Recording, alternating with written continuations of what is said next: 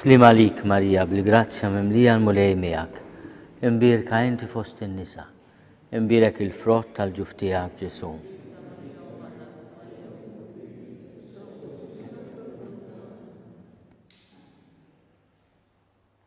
Marija il-ħnina, l-isem tal-Missier u tal-Iben u tal-Ispiritu Santu. Amen.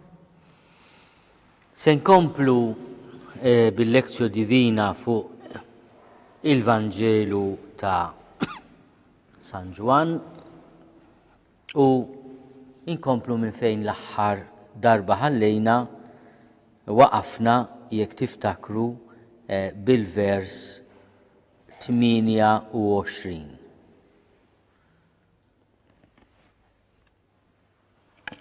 Spiċċajna l-ewwel ġurnata li hija il-prologu u anke ix-xhieda ta' Ġwanni. Qed ngħid l-ewwel ġurnata għaliex il-vers 29 jibda bil-kelma l-għada. L-għada Ġwanni ra lil Ġesu riesa lejh u qal araw il-ħaruf ta' Alla li jneħħi id-dnub tad-dinja. Hawnhekk jiġi introdott titlu importanti ħafna għal Ġesu. Jekk nirreferu għal dak li aħna smajna fil-prologu u li fuq kummentajna fl-ewwel lezzjo divina li kellna, il-prologu ta' Ġwanni jintroduċi lil Ġesu bit-titli ta' il-Verb, il-ħajja, id-dawl, imbagħad jitkellem dwar l-Iben ta' Alla, il-Verb li sar bniedem u għammar fostna, mimli bil-grazzja u l-verità. U fil-vers 18 Ġesu Kristu jiġi iddikjarat bħala l-Iben il-waħdini ta' Alla li hu fih dan il-Missier. Ġwanni jindikah ukoll bħala dak li huwa aqwa minnu. Jiena nagħmed bl-ilma imma f'nofskom hemm wieħed li intom ma tafuhx li ġej warajja jiena anqas ma jistħoq li nħoll il-qafla tal-qorq tiegħu. U Ġwanni allura waqt li jiġħad li hu l-Messija jindika il-preżenza ta' xi ħadd li huwa aqwa minnu. Meta jgħid hekk tintemm din il-laqa ma' Ġwanni u f'ġurnata ġdida l-għada Ġwanni jagħti lil Ġesu titlu ġdid.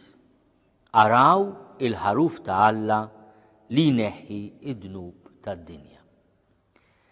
Din l-espressjoni ta' Ġwanni tibqa' maquda ħafna anke fl-ikonografija nisranija mal-persuna ta' Ġwanni.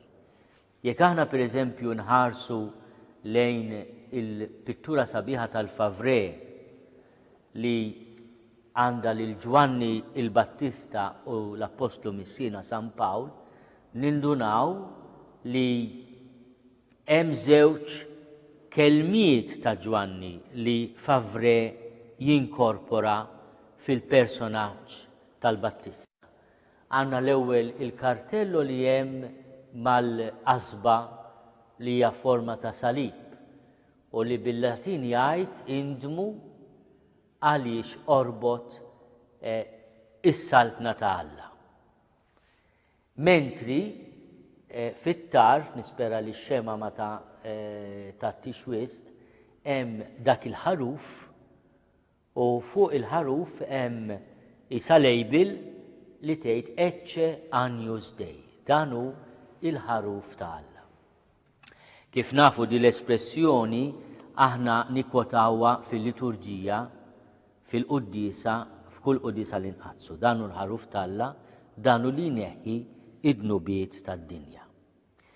Id-differenza hija li fl-oriġinal fil-vers 29 tal-ewwel kapitlu Ġwanni ma jgħidx dnubiet tad-dinja imma li neħħi id-dnub tad-dinja. Mentri fil-liturġija aħna ngħidu il-ħaruf tal-Alla li neħħi id-dnubiet tad-dinja. U jkompli il-vers 30 dan li quli għalih qedtilkom warajja ġej bniedem li hu aqwa minni għax kien qabli. Anqas jien stess ma kont nafu. Imma jien għalhekk ġejt nagħmmed bl-ilma biex hu jkun marraf lill-Iżrael.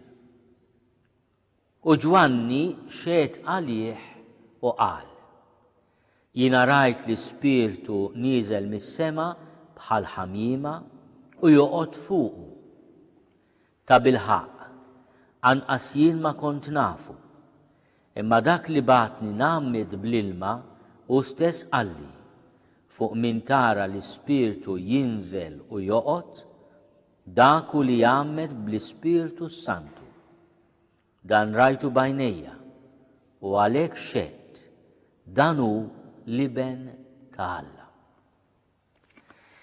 Mela, f'din il-ġurnata għaliex f'dawn il-versi tiġi tkun smata ġurnata sħiħa. Qed ngħid hekk għaliex il-vers li jmiss il-35 jerġa' jibda bil-kelma l-għada.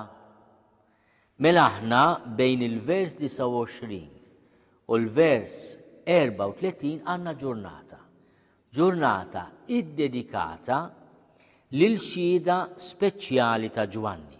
Diġà smajna l-ewwel parti ta' din ix-xhieda li kienet fil-ġurnata tal-prologu u meta Ġwanni jiġħad li hu l-Messija jgħid jiena leħen ta' wieħed jgħajjad fid-diżert wittu triq tal-mulej. U jindika li hemm ġej xi ħadd li aqwa minnu. F'din l-ewwel ġurnata, fit-tieni ġurnata imma tax-xhieda ta' Ġwanni naraw titli importanti ħafna ta' Ġesu. Il-ħaruf ta' Alla, dak li jagħmmed bl-Ispirtu Santu, liben ta' Alla. Hija biex ngħidu hekk professjoni tal-fidi ċara ħafna. Għadna fil-bidu tal-Evanġelju ta' Ġwanni imma ix-xut prinċipali tal-mulej diġà jiddikjarah bħala liben ta' Alla. Dan hu liben ta' Alla. Ħalli nikkonċentra ftit fuq dan it-titlu, il-ħaruf ta' Alla. Fl-Aramajk il-kelma ħaruf kella 3 konnotazzjonijiet. Il-ħaruf l-annimal li jidher anke fl-ikonografija. Ħaruf jew nkella bl-istess kelma l-Aramajk ifisser ukoll għaddej u jfisser ukoll iben. Mela meta Ġwanni bl-Aramajk jgħid araw il-ħaruf ta' Alla, qed jgħid b'kelma waħda 3 affarijiet: ħaruf, għaddej u iben. Ħaruf ta' Alla, għaddej ta' Alla, iben ta' Alla. U il-kontenut jiġi konfermat propju fil-vers 34 meta hu ma jibqax juża il-kelma ħaruf imma jgħid dan hu liben ta' Alla. Mela għandna konferma li hija mhux biss leġittima l-inferenza li fil-kelma ħaruf Ġwanni ukoll jinkludi il-kelma iben, imma ukoll nafu li peress li Ġesu huwa il-vittma huwa l-għaddej tal-mulej anke skont il-profezija ta' Iżajja, it-titlu ta' għaddej ta' Alla joqgħodlu wkoll. Wara kollox il-komunità nisranija sa mill-bidunet bdiet tuża il-profeziji ta' Iżajja fejn jsemmu l-għaddej tal-mulej b'riferiment dirett għal Ġesu. Mela meta nisemgħu l-kelma ħaruf ta' Alla, irridu napprezzaw kemm hu dan it-titlu kemm hu rik fl-Aramajk u li b'kelma waħda Ġwanni qed jindika l-Ġesu bħala l-ħaruf li jissemma wkoll fil-profezija ta' Eżajija bħala ħaruf li tressaq quddiem iġidżu u ma tkellimx, ma fetax fommu. Din hija l-profezija li mbagħad tinqara fil-liturġija tal-Ġimgħa l-Kbira wkoll. U itfakkarna fil-ħaruf mbagħad glorjus tal-ktieb tal-Apokalissi, fejn il-ħaruf huwa l-ħaruf glorjus. Mela mhuwiex biss titlu fil-Vanġelu ta' San Ġwan, imma fil-ktieb tal-Apokalissi il-ħaruf ta' Alla huwa t-titlu ta' Ġesu li jiċċelebra il-glorja tiegħu, it-tieġ mal-arusa ma' Ġerusalem il-ġdida, u rajt il-ħaruf u hemm ukoll il-beatitudni ħenjin dawk li huma mistiedna għat-tieġ tal-ħaruf. Hija waħda mill-aħħar beatitudnijiet tal-Iskrittura. Mela dan it-titlu ta' Ġwanni mbagħad ikollu verżjoni teoloġika u approfondita anke fil-ktieb tal-Apokalissi. U allura huwa l-ħaruf sagrifikali u l-ħaruf bla teba li jiġi offert anke minn Abel, huwa l-ħaruf li ineħħi d-nubiet tad-dinja. Dak li mhux biss huwa scapegoat li jintażel kull sena biex jiġi sagrifikat il-Alla u nkella biex fuqu iġor id-nubiet u jinħaraq u miegħu jinħarqu d-nubiet, imma li darba l-dejjem ineħħi id-nub tad-dinja. Importanti ħafna wkoll li ninnutaw li Ġwanni fil-Vanġelu għalkemm ma jagħtix ir-rakkont tal-Magħmudija tal-Mulej, jagħtina n-notizzja tal-Magħmudija tal-Mulej li bija jibdew ir-rakkonti kollha tal-missjoni pubblika ta' Ġesu fis-sinottiċi bl-indirect speech. Ġwanni qiegħed jirrakkonta l-esperjenza tiegħu. Huwa l-mod kif il-Vanġelu ta' Ġwanni fil-bidu tal-ministeru ta' Ġesu jerġa' jikkonferma li l-bidu tal-ministeru ta' Ġesu seħħ fil-Magħmudija fil-Ġordan. U Ġwanni xehed għalieħu qal: jiena rajt l-Ispirtu nieżel mis-sema bħal ħamima u joqgħod fuqu. Ta' bilħaq jien ma kontx nafu, imma dak li batni nagħmmet bl-ilma u stess qalli fuq min tara l-Ispirtu jinżel u joqgħod, dak li jagħmel bl-Ispirtu Santu. Mela il-Vanġelu ta' San Ġwan jikkonferma dak li hemm fis-sinottiċi, imma jenfasizza ħafna li hemm l-Ispirtu nieżel forma ta' ħamima u dan l-Ispirtu huwa wkoll l-Ispirtu Santu. Daku li jagħmel bl-Ispirtu Santu. Fil-Vanġelu ta' San Mattew hemm l-espressjoni li rajnija wkoll fil-liturġija tat-tielet ħadd tal-Avvent bl-Ispirtu Santu u n-nar. Jagħmel bl-Ispirtu Santu u n-nar. Interessanti ħafna li Ġwanni jenfasizza il-xhieda diretta ta' Ġwanni. Dan rajtu bajnejja. U għalhekk xedt dan hu li ben ta' Alla. Huwa riferiment ukoll indirett għal fatt li fir-rakkont tas-sinottiċi hemm il-vuċi tal-missier li tajt dan hu ibni l-Ażiż li fih sibt il-għaxqa tiegħi.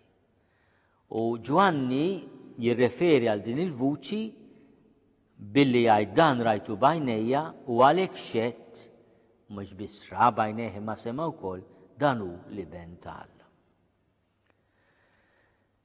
Ngħaddu għat-tieni jum f'din il-ġimgħa u il-vers 35 kif diġà antiċipajt jerġa' jibda bil-kelma l-għada.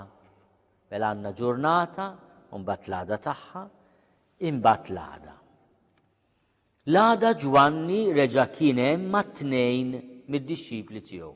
F'dan il-mument Ġwanni m'għadux waħdu, imma miegħu jiġu preżentati mill-Evanġelista tnejn mid-dixxipli.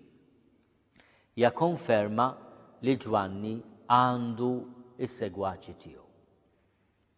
Ħares lejn Ġesu li kien għaddej minn hemm u qal: araw il-ħaruf ta' Alla. Mela jerġa' jirrepeti din l-istedina, araw il-ħaruf ta' Alla, ma jgħidix l-aħħar biċċa li jneħħi id-dnub tad-dinja, imma jgħid il-kunċett essenzjali. Araw il-ħaruf ta' Alla. Iż-żewġ dixxipli semgħu jgħid dan u marru wara Ġesu. Semgħu li Ġesu huwa il-ħaruf, il-qaddej u l-iben. Ġesu dar u rom mexxin warajh u għalilhom: xi tridu? Iżda huma staqsewh: fejn toqgħod, Rabbi? Li tfisser Mgħallem. Ġwanni iħoss il-bżonn li juża il-kelma bl-Ebrajk imma jagħtiha wkoll it-tifsira tagħha. Rabbi li tfisser Mgħallem. U weġibhom: ejjew u taraw. Dawn huma żewġ verbi importanti fil-Vanġelu ta' San Ġwan li diġà ġejna introdotti għalihom. Mod speċjali l-istedina taraw, ejjew u taraw. Anki għaliex il-vers 18, jekk irridu nerġgħu lura ftit il-vers 18 tal-ewwel kapitlu, għandu din l-espressjoni li l-Alla għadu ħadd ma raħ imma rrafulna l-iben il-waħdini ta' Alla li hu fih dan il-missier. Mela aħna l-missier ma nistgħux narawh, imma narawh għax arrafulna l-iben il-waħdini tiegħu li hu fih dan il-missier. U Ġwanni fil-ġurnata tax-xhieda tiegħu jinsisti: araw il-ħaruf ta' Alla. Dan il-ħaruf ta' Alla nistgħu narawh. U f'din l-istedina allura hemm ukoll il-misteru tal-inkarnazzjoni. Li l-missier u spiritu ma nistgħux narawh, imma aħna nistgħu naraw il-ħaruf ta' Alla għax sar bniedem u għall-iben ta' Alla magħmul bniedem. Mhux biss u stess jgħid lil dawn iż-żewġ dixxipli ta' Ġwanni: ejjew u taraw. U marru miegħu u raw fejn kien joqgħod. U dakinhar baqgħu miegħu. Kien ħabta tal-10 siegħa. Huwa dettall kronoloġiku ta' min qiegħed jiftakar l-ewwel laqgħa tiegħu ma' Ġesu u ma jinsa qatt x'kien qed is-siegħa tal-ġurnata meta il-ħarsa tiegħu waqgħet fuq il-ħarsa u l-wiċċ ta' Ġesu. L-10 siegħa huwa tea time, 4 p.m. Fil-fatt Ġesu jmut fid-9 siegħa ngħidu, għaliex kif tafu fi żmien ta' Ġesu u bil-kalkolu anke Ruman li mbagħad kien il-kalkolu imperjali, il-ġurnata kienet maqsuma bejn żewġ kalkoli ta' 12 siegħa. 12 siegħa bil-lejl u 12 siegħa binar. Mela l-jum kien jibda mill-ewwel siegħa tan-nar u kien jispiċċa fis-sitta ta' filgħaxija. Mis-sitta ta' filgħodu sas-sitta ta' filgħaxija kien il-jum. U allura it-tielet siegħa hija d-disa ta' filgħodu. Is-sitt siegħa hija nofsinhar. U dawn huma anke sigħat li aħna nisimgħu fir-rakkont tal-ġimgħa kbira. Id-disa siegħa hija 3 p.m. U hawnhekk l-10 siegħa hija 4 p.m. Mela kien ħabta tal-10 siegħa. Wieħed mit-tnejn li semgħu x'kien għal Ġwanni u marru wara Ġesu kien idri hu xmun Pietru. Innutaw li aħna sissadna ma nafux min kien l-ieħor. Min qed jikteb jgħid wieħed minnhom kien Indri, hu xmun Pietru. X'jagħmel Indri hu xmun Pietru? L-ewwel ma għamel mar isib lil ħuh xmun u qallu sibna il-Messija li tfisser Kristu. Għalkemm il-Vanġelu ta' San Ġwan diġà juża t-titlu Ġesu Kristu, għax aħna fil-vers 17 kellna dan il-vers Alla tal-liġi permezz ta' Mosè, imma l-grazzja u l-verità seħħew permezz ta' Ġesu Kristu. Hawnhekk l-Evanġelista jintroduċi il-kelma Messija, Messijah, u jagħtiha wkoll il-verżjoni Griega li tfisser Kristu. Mela Kristu u Messija huma sinonimi. Allura qed nindutaw li ċertu kliem Rabbi li tfisser Mgħallem, Messija li tfisser Kristu. Biex ngħidu hekk qed jintroduċi wkoll l-Evanġelista id-dizzjonarju jew il-glossarju essenzjali għal fidi nisranija l-Evanġelu. Bil-mod il-mod qed nitalmu biex ngħidu hekk it-termini li żjed importanti. Ħaruf talla, il-verb magħmul bniedem, ħaruf talla, l-Ispirtu Santu, Rabbi li tfisser Mgħallem, Messija li tfisser Kristu. U ħadu Indri li xmun ħadu għan Ġesu. Ġesu ħares lejn xmun Pietru u qallu inti xmun inti tissejjaħ Kefa jew Pietru. Interessanti li f'dan il-glossarju tat-tieni jum in-nisrani u l-komunità tiġi introdotta għal il-fatt li Ġesu huwa Mgħallem, Rabbi, huwa l-Messija, Kristu, imma m'hemmx biss dan il-dizzjonarju kċejken kristoloġiku li għandu bħala iċ-ċentru tiegħu Kristu, imma wkoll jiġi introdott Pietru. U Pietru jiġi introdott bl-isem tiegħu fir-rwol li Ġesu mbagħad tah bħala il-blata li fuqha bena il-Knisja tiegħu. Inti xmun bin Ġwanni, inti tissejjaħ Kefa li tfisser Pietru. Mela in-nisrani f'dan l-ewwel mument qed jiġi introdott mhux biss għal kristoloġija, dak li hemm bżonn jkun jaf dwar Kristu, imma wkoll qed jiġi introdott għal blata, għal Pietru. U din il-ħaġa għandha sinifikat importanti ħafna. F'dan id-dizzjonarju essenzjali m'hemmx biss Kristu, imma hemm ukoll il-Knisja. Id-dixxiplu li jintażel biex ikun dak li jira il-merħla ta' Ġesu. Allura din l-espressjoni se tfakkarna fl-aħħar mumenti tal-Vanġelu fejn Ġesu jirritorna b'dan l-istess titlu lil Pietru, jgħidlu xmun bin Ġona, tħobbni int iżjed minn dawn? U jgħidlu Sinjur inti taf. U jgħidlu ira il-ħrief tiegħi.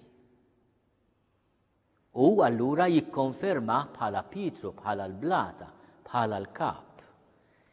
Din il-ħaġa tiġi konfermata lejn l-aħħar imma diġà insibuha f'dan it-tieni jum. Nibdew jum ġdid anki għaliex il-vers 43 jerġa' jibda din il-famuża kelma l-għada, ġurnata twassal għal oħra. Nistgħu noddu dawn il-ġranet għaliex l-għada. Ġesu jiddeċida li jitlaq lejn il-Galilija. Sab lil Filippu u qallu, ejja warajja. Filippu kien minn Betsajda, il-belt ta' Indri u Pietru. Innotaw li xmun jisparixxi u jidħol Pietru, għaliex ormai xmun is-sajjied sar Pietru. Inti tissejjaħ Kefa jew Pietru. Filippu għandu isem Griek u għaxieda li l-Galilija hija miftuħa ħafna għall-influenza tal-ġnus li hemm viċin. U nafu li dan Filippu kien minn Betsajda il-belt ta' Indri u Pietru. Issa Filippu isib lil Natanael u għallu sibna lil dak li fuq kitbu Mosè fil-liġi u l-profeti fil-kotba tagħhom. Ġesu minn Nazaret bin Giuseppi. Hawnhekk jekk ninnotaw sew jiġi introdott l-isem ta' Ġesu kif hu magħruf skont l-identity card tiegħu. Kieku kellu jkollu l-identity card Ġesu, ma kienx ikun Ġesu Kristu, għax Ġesu Kristu huwa titlu li l-insara tawh wara l-qawmin tiegħu mill-imwiet. Ma fl-identity card tiegħu Ġesu kien ikollu Ġesu minn Nazaret bin Giuseppi. U dan huwa it-titlu tal-inkarnazzjoni, it-titlu li bih Ġesu huwa magħruf. Ma ninsewx li anke meta jiġi kundannat għal mewt huwa magħruf bħala Ġesu in-Nazzarenu, Ġesu ta' Nazaret, Sultan tal-Lut. Imma l-isem u l-kunjom tiegħu huma Ġesu ta' Nazaret, Jesus of Nazareth. Bin Giuseppi. Interessanti wkoll qabel inkomplu li Natanael, Filippu li Natanael jitkellem dwar il-liġi u l-profeti. Mela kif tafu l-espressjoni liġi u profeti tiġbor l-iskrittura kollha. Meta bniedem ludi irid jirreferi għal kotba mqazza, jgħid il-liġi u l-profeti, il-Pentatewku u l-profeti. U hawnhekk allura importanti ħafna li notaw li Filippu lil Natanael joffrilu l-konferma tal-liġi u tal-profeti. Sibna lil dak li fuq kitbu Mosè fil-liġi u l-profeti fil-kotba tagħhom. Mela hija ovvja l-ewwel nett li jekk nitkellmu dwar kitba li fuq kitbu Mosè fil-liġi u l-profeti fil-kotba tagħhom. Mela Filippu lil Natanael qed jgħidlu sibna lil dak li huwa mħabbar fil-kotba mqazza, fil-kelma tal-mulej. U minu dan? Ġesu minn Nazaret bin Giuseppi. U hawnhekk jidħol għall-ewwel darba l-iskandlu tal-inkarnazzjoni li diġà huwa antiċipat fil-prologu meta jgħid ġie f'daru u niesu ma laqgħuhx. U Natanael jgħid tista' toħroġ xi ħaġa tajba minn Nażaret l-identity cards kontra Ġesu għax minn Nażaret. L-ironija hija li aħna li nafu s-sinottiċi nafu li twieled Betlem. Imma hu magħruf għax trabba f'Nażaret bħala Ġesu ta' Nażaret. Ejja wara wieġbu Filippu. Mela mhix kwistjoni ta' argumenti imma kwistjoni ta' esperjenza. Aħna ħafna drabi anke fil-kuntest modernu attwali niġu sfidati biex nispjegaw bl-argumenti għaliex nemmnu f'Ġesu, għaliex jeżisti Alla. Interessanti ħafna ir-risposta ta' Filippu. Ejja wara. Aħna minna l-esperjenza ma' dan ir-raġel, trid tagħmel l-esperjenza biex inti tara l-verità ta' dak li qed ngħidlek. U din hija biex ngħidu hekk l-isfida kbira tagħna bħala komunità li nemmnu li aħna noffru l-esperjenza ħajja ta' Ġesu għaliex dik se tikkonvenċi n-nies iżjed minn kull omelija u minn kull tweet tal-Arċisqof meta jfettu li għamel xi waħda tinkiteb. L-esperjenza ta' Ġesu ħaj. Issa kif nagħmlu l-esperjenza ta' Ġesu ħaj? Billi nieħdu l-kelma tiegħu bis-serjetà u ngħixuha. Meta jiena ngħix il-kelma kull ħaġa li tagħmlu ma' l-iżgħar fost dawn ħuti qegħdin tagħmluha miegħi u nibda nara Ġesu fil-proxmu. Meta jien naħfel il-edewa tiegħi, jiena nagħmel l-esperjenza ta' Ġesu. M'hemmx mod ieħor, ejja wara hija stedina li tagħmel esperjenza ħajja li tieħu allura il-kelma ta' Ġesu bis-serjetà u l-Vanġelu jsir kelma ħajja fil-kwotidjanità tagħna. U Ġesu għandu għajnej għax huwa l-bniedem bħalna huwa l-iben tal-inkarnat u il-vers 47 huwa biex ngħidu hekk wieħed mill-aqwa ċertifikati li seta' ħareġ fuq bniedem. Meta Ġesu ra lil Natanael, li tradizzjoni tajt huwa Bartilmew, risaq lejh, meta Ġesu ra lil Natanael, risaq lejh qal għalih, ara dan tassew wieħed minn Iżrael li xraqlu dan l-isem ma hemm ebda erq fih. Ejwa biex ngħidu hekk meta jgħidlek hekk Ġesu non plus ultra ma tistax inti tmur iżjed lem biċ-ċertifikati. U Natanael jistaqsi lil Ġesu, kif sirt tafni? Kif sirt tafni? U Ġesu jwieġbu, rajtek taħt is-siġra tat-tin qabel ma sejjaħlek Filippu. Din hija risposta misterjuża. Is-sinifikat tagħha x'jista' jkun. Rajtek taħt is-siġra tat-tin qabel ma sejjaħlek Filippu. L-ewwel nett ħanifhmu ftit xi tfisser din il-kelma ta' Ġesu mir-reazzjoni ta' Natanael. Rabbi għallu, int l-iben ta' Alla, inti is-Sultan ta' Iżrael. Mela Natanael minn dik il-mistoqsija xettika quddiem il-misteru tal-inkarnazzjoni tista' toħroġ xi ħaġa tajba minn Nażaret imma bħeffa kbira minħabba dak il-kumment ta' Ġesu peress huwa bniedem onestu bla jasal għal konklużjoni radikali. Inti l-iben ta' Alla, inti s-Sultan ta' Iżrael. Minn din ir-reazzjoni nistgħu nifhmu li bejn Ġesu u Natanael jingħad kliem li Natanel jifhmu mal-ewwel u Ġesu evidentement ukoll. Rajtek taħt is-siġra tat-tin. Is-siġra tat-tin fl-Iskrittura hija ġbija tal-ħlewwa tal-kelma ta' Alla.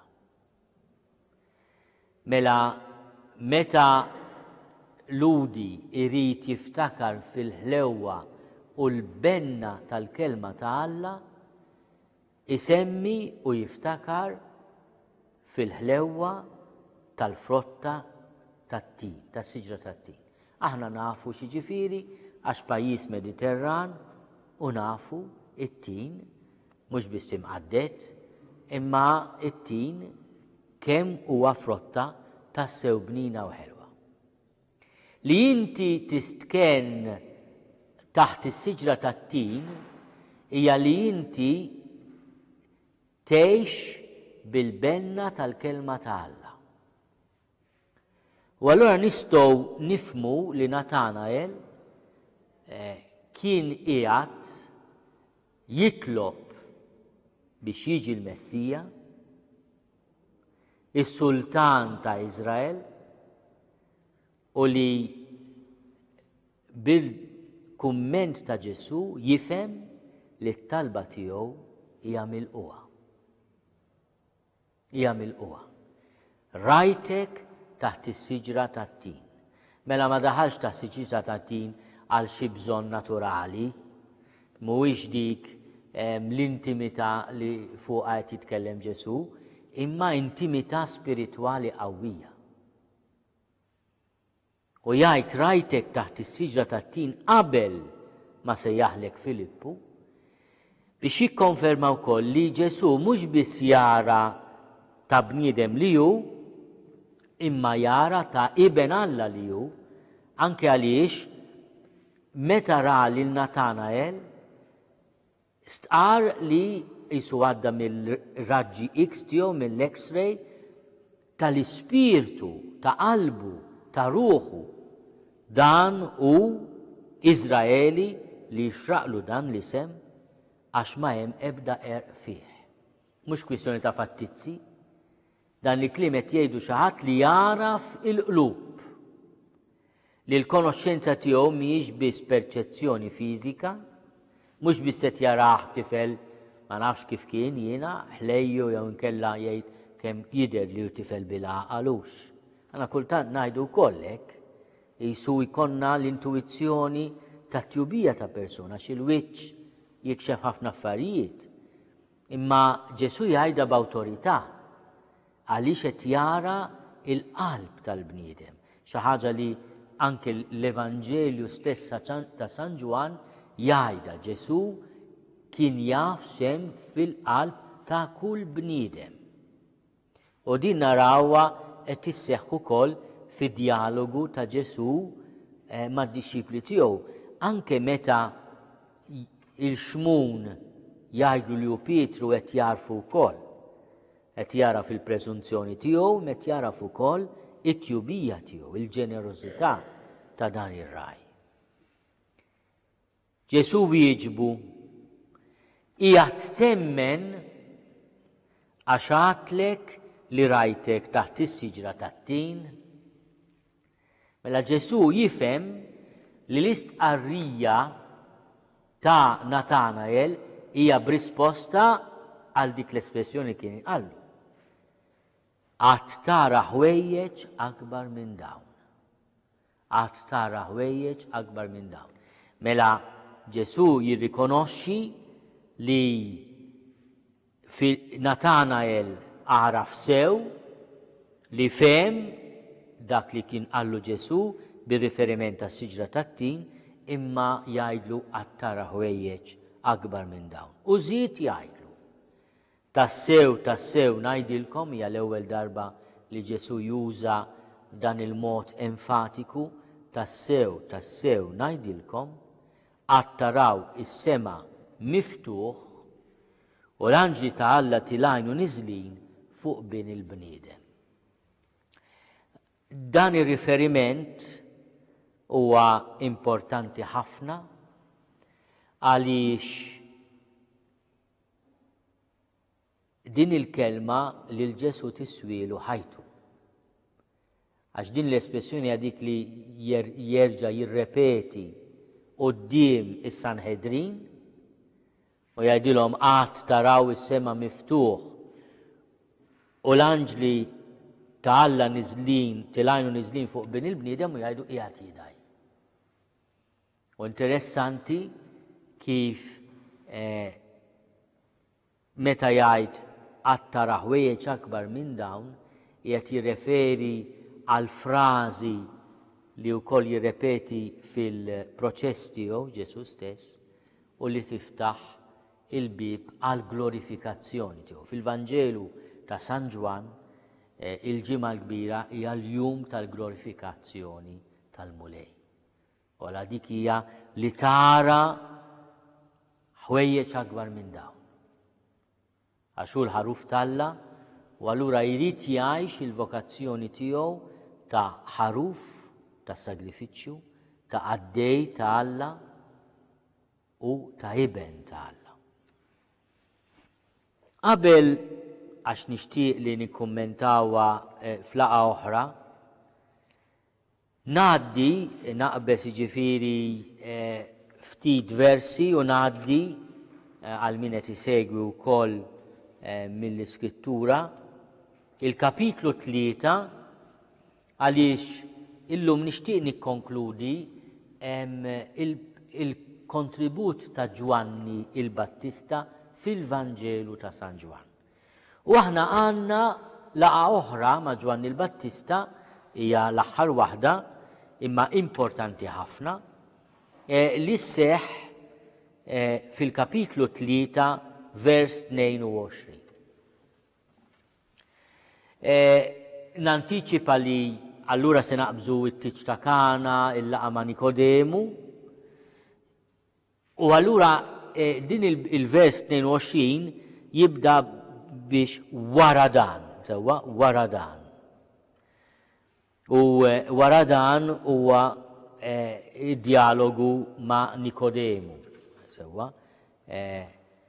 Ħalli nantiċipalkom dak li għadt ippermettuli nagħmel ftit akrobazija llum, imma fil-vers 22 waqt li hemm l-ewwel festa tal-Għid wara li Ġesu ikeċċi il-bejja mit-tempju, hemm dan il-kumment tal-Evanġelista. Il-vers 23 tat-tieni kapitlu, mela John 2, vers 23. Waqt li kien Ġerusalem mal-festa tal-Għid kien hemm ħafna li jemmnu f'ismu billi raw is-sinjali li kien jagħmel. Imma Ġesu min-naħa tiegħu ma kienx jafda fihom għax hu kien jaf lil kulħadd. U ma kellux bżonn min jagħtih xhieda fuq il-bniedem għax hu stess kien jaf x'hemm fil-bniedem. U din narawha fil-laqgħa tiegħu ma' Natanael. Il-laqgħa tiegħu ma' Natanael li jikkonferma li Ġesu m'għandux bżonn ix-xhieda fuq il-bnedmin, imma hu kien stess kien jaf x'hemm fil-bniedem.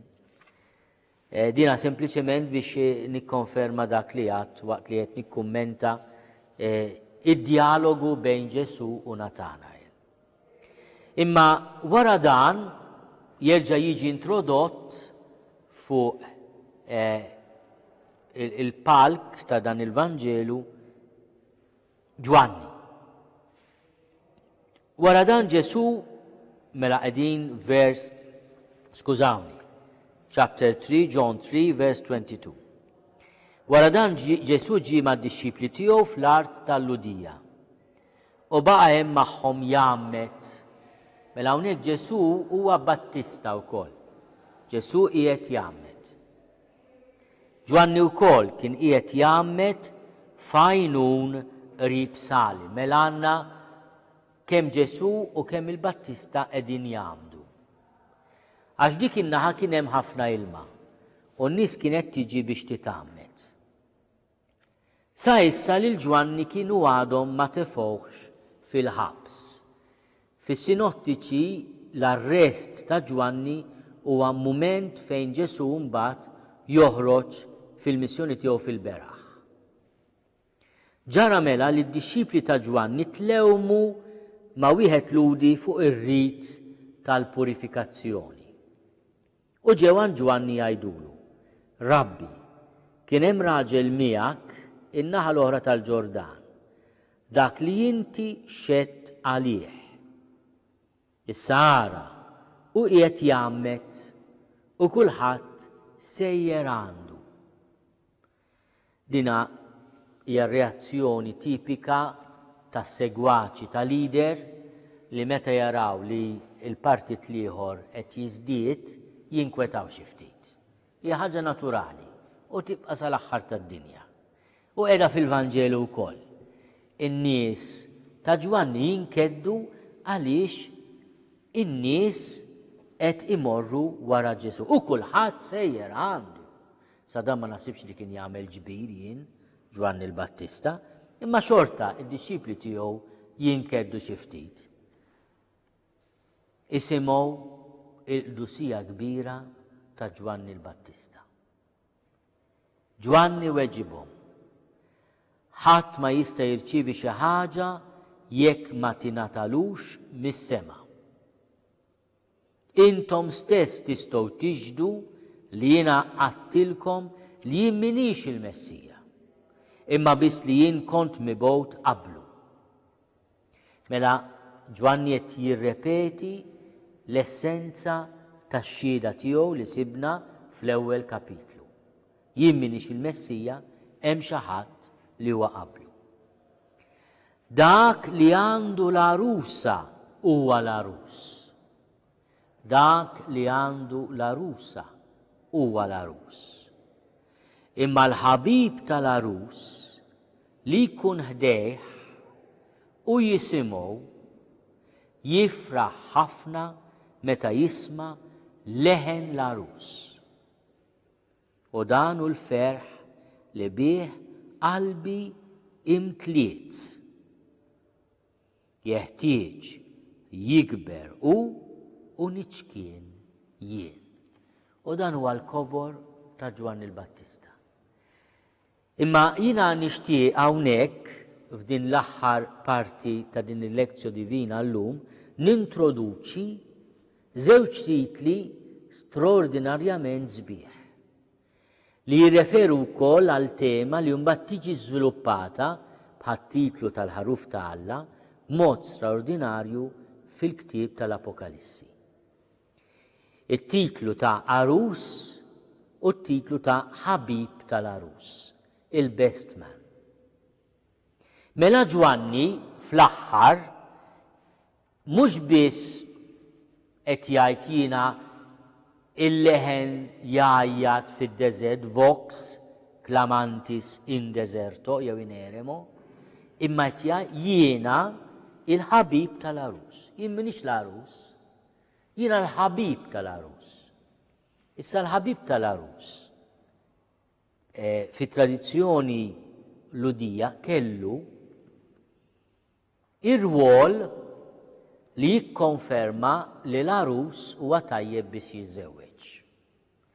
Evidentment tajjeb biex jiżżewweġ li jkun jista' jagħti lil mara dak li insomma huwa d-dover ta' raġel. U kien jidħol garanti li l-arus huwa raġel veru. U allura meta qed jippreżenta ruħu bħala ħabib tal-arus, qiegħed ukoll ikun xut u garanti tal-inkarnazzjoni. Ġesu ta' Nażaret bin Ġuseppi li ben ta' Alla huwa tassew bniedem. U allura jista' jidħol dan id-dialogu mal-umanità għax huwa wieħed minnha. U għalhekk huwa l-arus.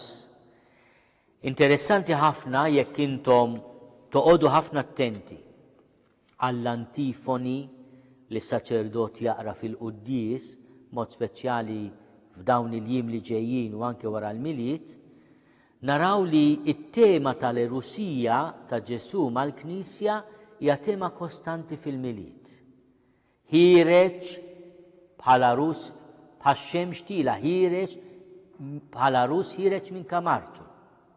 Il-verb ta' Alla ġej biex jiltaqa' mal-arusa tiegħu l-umanità bħala arus ħireġ minn kamartu.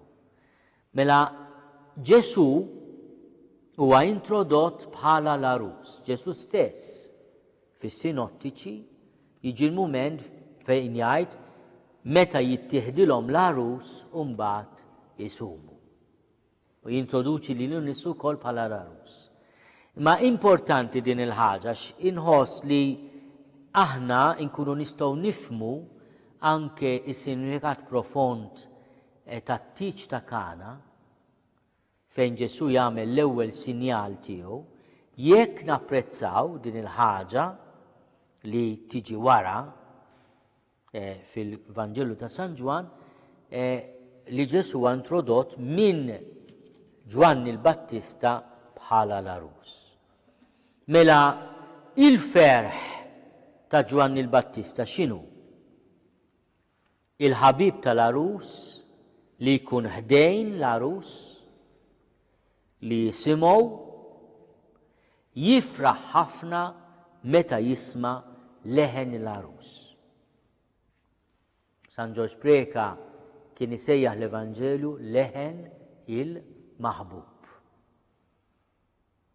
Ġwanni sejjaħlu leħen il-arus. U danu l-ferħ li bih qalbi imtliet. U ma għalihom mhux problema għalih għax anzi jgħid jeħtieġ hemm din in-neċessità. Jeħtieġ li jikberu allora jkollu iżjed seġwad kulħadd sejjer għandu. Hekk jeħtieġ li jsir. Jeħtieġ jikberu. U niċkien jien. Fil-fatt dawn huma l-aħħar kelmiet ta' Ġwanni l-Battista fil-Vanġelu ta' San Ġwan, jiġi arrestat, jitneħħa mill-xena pubblika u mbagħad ftit wara wkoll jiġi maqtul. Għaliex il-missjoni tiegħu spiċċat. Anzi, il-missjoni tiegħu kienet issa li jiċkien, li joħroġ mix-xena. Għaliex importanti li Ġesu biss ikun il-leħen tal-arus, il-leħen tal-imħabba, il-leħen tal-iben ta' Alla li ġej biex jitarres mal-umanità fil-misteru tal-inkarnazzjoni u jkun il-ħaruf ta' Alla. L-arus li huwa l-ħaruf, il-qaddej ta' Alla u l-iben ta' Alla. L-isem tal-Missier u tal-iben u tal-Ispiritu Santu. Amen. Missierna li inti fis-smawiet jitqaddes ismek, tiġi saltnatek. Ikun li trid kif is-sema jgħidha fl-art.